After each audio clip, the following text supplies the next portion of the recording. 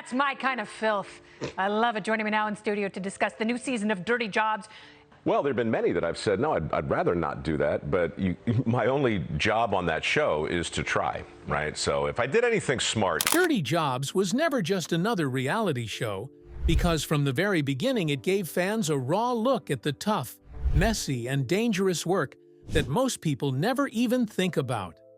Over the years, viewers became hooked, not only on the unusual jobs themselves, but also on the cast who brought those stories to life. Especially Mike Rowe, whose humor and curiosity carried the show. But what many fans don't realize is that behind the cameras there were surprising challenges, untold stories, and even moments that shocked the people who worked on the show.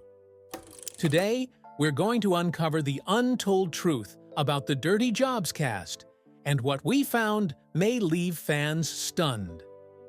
How Dirty Jobs really started. A lot of people assume that Dirty Jobs was just another Discovery Channel concept that came out of some big meeting, where executives sat around tossing out marketing terms and trying to predict what audiences might like. But the truth is actually much more down to earth. The show really started as a small experiment called Somebody's Gotta Do It, which aired on a local San Francisco program called Evening Magazine. At the time, Mike Rowe wasn't a household name. He was just a broadcaster with a gift for storytelling, a good sense of humor, and a voice that stood out. When Mike Rowe talks about where the idea for Dirty Jobs really came from, he often points to his grandfather. His grandfather wasn't just handy. He was what Mike describes as a master tradesman, someone who could build or fix almost anything with little more than a few tools and a sharp mind. In one interview on The Pursuit with John Rich, Mike joked that his grandfather could take apart a watch and put it back together blindfolded, and he could build a house without even glancing at a blueprint. That kind of talent made a deep impression on Mike growing up, and for a long time, he hoped he could follow in those footsteps. The problem, as Mike has admitted with his usual sense of humor, is that he didn't seem to inherit the same knack for working with his hands. Where his grandfather could fix anything, Mike quickly realized that he lacked those instincts. Instead of becoming frustrated, he leaned into his strengths: storytelling, performance, and eventually broadcasting. Still, that admiration for skilled trades never went away, and it would eventually shape how he approached Dirty Jobs. One of the most touching parts of this story came years later, when Mike's grandfather was nearing his 90th birthday. Mike's mother called him and made a simple but powerful suggestion. She said, "Michael, wouldn't it be great if before he died, your grandfather could turn on the TV and see you doing something that looked like work?" It was partly a joke, but partly a challenge, and it struck a chord with Mike. That call became the final nudge Mike needed. When he pitched and eventually launched Dirty Jobs, he thought of it as more than just a TV show. It was a kind of tribute to his grandfather and the generation of skilled workers who kept the world running quietly, without much recognition. The irony, of course, is that Mike's inability to fix things is what made him such a relatable host. He wasn't the expert, he was the apprentice, stumbling his way through tasks while shining a spotlight on the real experts, the workers themselves. Mike Rowe has often explained that the whole thing began casually over beers with a producer in 2001. They were talking about unusual jobs, and one story in particular, artificial cow insemination, became the focus of a segment. It wasn't glamorous, and it certainly wasn't easy to watch, but it struck a nerve with viewers. Some people were disgusted, others were fascinated, but almost everyone wanted to see more.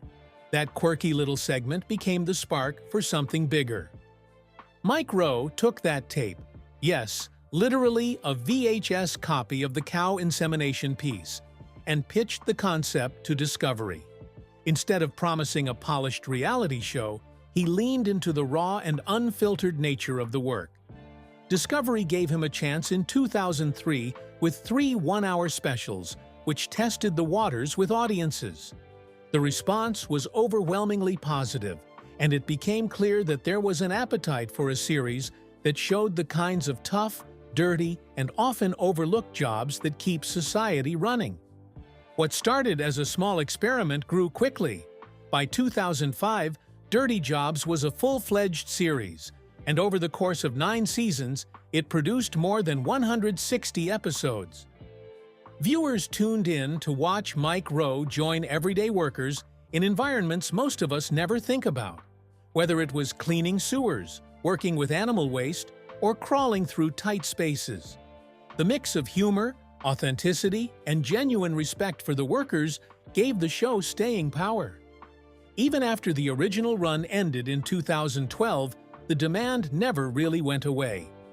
Fans kept asking for more, which eventually led to a revival in 2020. By then, Mike had already gone on to other projects, including narrating documentaries and running his own foundation to support skilled trades, but Dirty Jobs remained the show people kept coming back to. Now, what exactly made Dirty Jobs so popular? A show powered by its fans. What made Dirty Jobs stand out from so many other reality shows is that it wasn't really built by producers in a control room. It was built by the audience.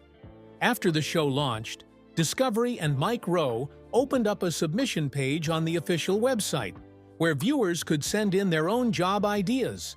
And they did, by the thousands. People weren't shy about nominating the messy, exhausting, or downright strange work that usually went unnoticed.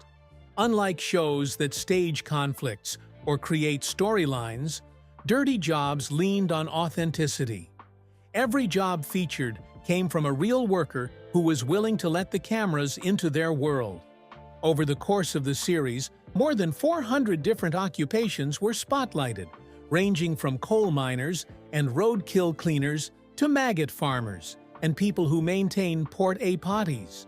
Some jobs were backbreaking, some were gross, and some were surprisingly fascinating, but all of them showed the kind of behind-the-scenes labor that keeps society functioning. This approach is part of why the show connected so deeply with fans. Instead of watching a polished reality script, viewers got an honest look at everyday people doing necessary but overlooked work. Mike Rowe has often said that he never set out to make fun of the jobs or the people doing them. Instead, he wanted to show respect, even while he was gagging or slipping in mud. That mix of humor, humility, and authenticity made the show feel more like a conversation with the American workforce than a TV production. Mike Rowe before Dirty Jobs. Let's zoom in on Mike Rowe himself, because if you think you know the guy just from watching him shovel manure or dodge angry crabs, buckle up, because his story is wilder than you'd expect.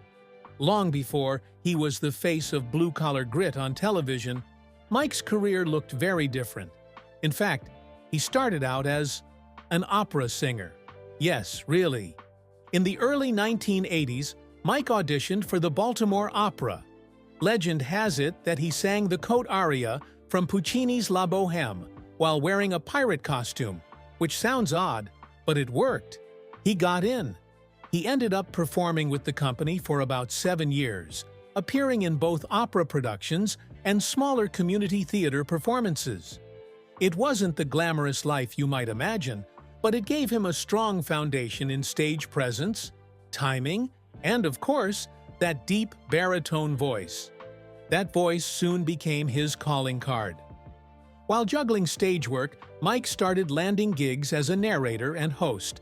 He did commercials, corporate videos, and even infomercials, including one for a fish deboning gadget memorably called the Wunder Boner. The name alone makes people laugh, but what stands out is how effortlessly he could sell a product with just the right mix of humor and sincerity. Over time, he built a reputation as a reliable voice talent, which opened doors to bigger projects. He went on to narrate shows like Deadliest Catch, American Chopper, and Shark Week. Even when he wasn't on screen, his voice was instantly recognizable and often laced with the same dry wit that made him so watchable on Dirty Jobs. Mike also had a knack for slipping a little humor into his work, even in places you wouldn't expect. One fun example, when he appeared on Sesame Street with Oscar the Grouch, he managed to sneak in a cheeky double entendre about a back door while climbing into Oscar's trash can. It was harmless enough to fly under the radar, but funny enough to be remembered by fans. That mix of playful humor and natural charm became part of his brand. By the time Dirty Jobs came around in the mid-2000s, Mike wasn't just stumbling onto TV for the first time. He had already spent decades in front of cameras and behind microphones. That background explains why he seemed so at ease in wildly uncomfortable situations. Whether he was with pig farmers, bridge painters, or maggot wranglers, he had the ability to connect with people quickly, treat them with respect, and still play the role of the slightly overwhelmed everyman.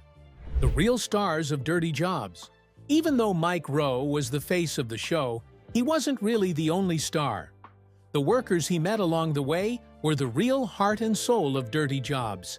Each episode introduced viewers to people who weren't actors, didn't have scripts, and probably never expected to be on television, but who ended up stealing the spotlight anyway. Take Billy Bretherton, for example. He appeared in the very first season back in 2005, when Mike joined him for a day of pest control in Louisiana's intense summer heat. Between battling roaches and rodents, Billy's personality shone through. He had this unforgettable mix of rock and roll energy and pest control know-how, complete with spiked hair, sunglasses, and plenty of confidence. Audiences loved him so much that he later got his own spin-off series, Billy the Exterminator, on A&E. That show ran for 7 seasons and built Billy a cult following of his own. But Billy wasn't the only memorable guest. In Season 2, viewers met Doug Glover, a sewer inspector who took Mike deep into the underground network of pipes most of us never think about. Watching Doug move through cramped, foul-smelling spaces with total professionalism was eye-opening. While Mike gagged and struggled, Doug calmly showed him how the job was done. People like Doug didn't just bring credibility to the show, they made it clear that this was about celebrating real work, not staging gross-out stunts. What made these workers so compelling is that they weren't polished for TV. They weren't chasing fame or putting on a performance. They were just doing the jobs they did every day. Their personalities, whether quiet, funny, tough, or quirky, came through naturally. Fans loved that because it felt genuine. Mike Rowe often played the role of the clumsy apprentice, but the experts were the ones who carried the episodes, showing viewers what real skill looks like when the cameras aren't usually around. The job's too dirty for TV. Here's where it gets really juicy, though. You'd think that with a name like Dirty Jobs, pretty much anything would be fair game. But even this show had its limits, and not everything that was filmed ever made it to air. For all the outrageous things Mike Rowe did on Dirty Jobs, from wrangling snakes to swimming through sewage, there were still a few jobs that crossed the line, even for him. Not every pitch made it into an episode, and sometimes it wasn't because the work was too gross, but because it simply didn't fit the spirit of the show. Some segments were cut because they were too gross, while others just didn't fit the format. Still, these lost episodes have become part of the show's lore, especially among longtime fans who love digging up behind-the-scenes stories. One of the more notorious moments in Dirty Jobs history actually goes back to 2003, when Mike Rowe filmed a segment with an Ohio-based artist named Stephen Patternite. Patternite had a pretty unusual niche. He specialized in taxidermy, but not the kind you see in museums or hunting lodges. Instead, he took animals that had been killed on the road, what most people would call roadkill, and transformed them into artistic creations. Naturally, Mike got fully involved in the process, helping with everything from skinning to preserving the animals, which was definitely not your everyday job.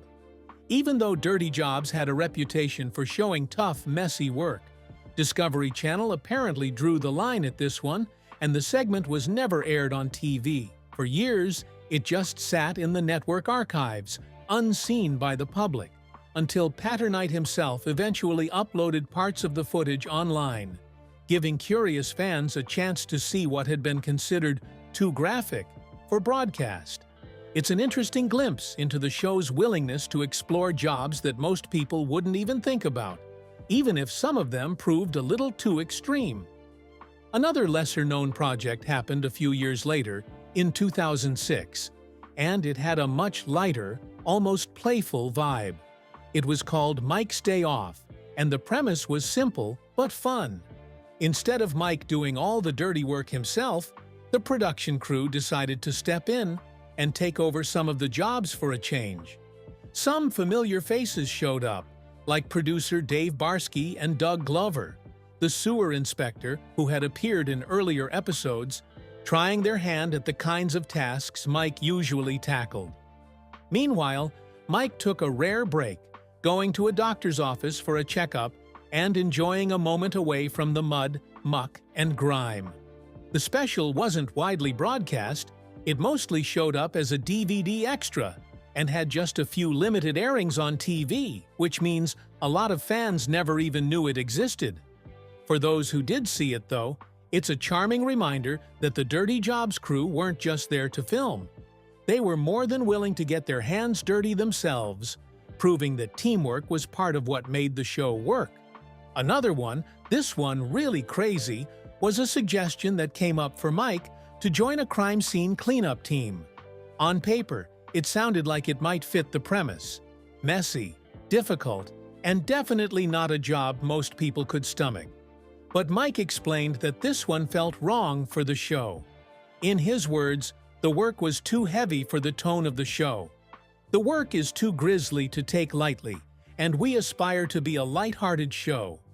In other words, the balance of humor and respect that made Dirty Jobs work would have been impossible to maintain in that setting. Another job that never made it to air was one Mike actually wanted to try: working at a rendering facility. Rendering plants, for anyone unfamiliar, take discarded animal parts and process them into products like animal feed, soap ingredients, or biofuels. Visually, the work is about as unappealing as it sounds, and Mike admitted that the optics alone would have been tough for television. But there was another reason this idea never moved forward, and it had nothing to do with cameras or squeamish viewers. In a Reddit AMA, Mike shared that some rendering plants were still tied to organized crime. M-O-B, as he spelled it out. The potential risks of poking around in facilities with mob connections were enough for the idea to get quietly shelved. These unaired and rarely seen episodes show just how much material the team captured during the run of Dirty Jobs. Not everything could make it to air, but the fact that some of these oddities still surface years later gives fans a peek at how experimental, and sometimes downright wild, the production could be. It also adds another layer to the show's legacy. The jobs weren't always just dirty. Sometimes they were so out there that even Discovery drew the line. The risks Mike actually faced.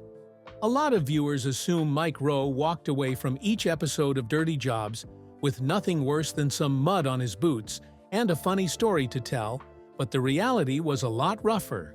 The work environments were very real, and sometimes that meant getting hurt.